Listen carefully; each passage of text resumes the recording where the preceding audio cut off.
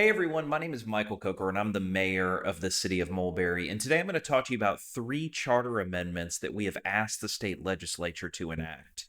The first one is, as you know, all five city council members were elected at the same time. This means that each of the term renewals will come up at the exact same time again. And so what we've done is we've asked the legislature to stagger those terms. Both myself and Michael Rudnick have agreed that the second term for Districts 2 and 4 will only be 2 years instead of four. Now, what that means is we're term limited to two terms. And so the most that myself or the Mayor Pro Tem Michael Rudnick can serve is a total of 5 years with the city. And so this will allow Districts 2 and 4 to come up for renewal in 2029. And then Districts 1, 3, and 5 will come up for renewal in 2031. And what this does is it prevents the city from having no experienced leadership remaining on the council. This will ensure a smooth transition should new council members be added.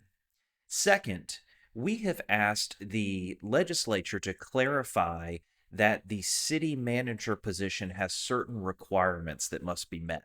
And so our charter references a city manager, but it doesn't really have requirements. And this is normal. A lot of times cities will basically ask the legislature to go back and add certain requirements that they feel are necessary. And so these requirements will specify when a city manager may be hired and who appoints the city manager, what their responsibilities are, and ultimately what happens if the city wants to change city managers. Third, and finally, the city has asked the legislature to adjust the section about services for two reasons. First, we've asked that the city be responsible for economic development, and all that does is it zeroes out the amount that you're currently paying the county for economic development and allows Mulberry to provide that service. And we believe we can provide that service with no additional revenues. Second, as many of you know, the model for our city was Peachtree Corners. And Peachtree Corners, one of the things they did is they took over the negotiation of the contracts for trash service within the city.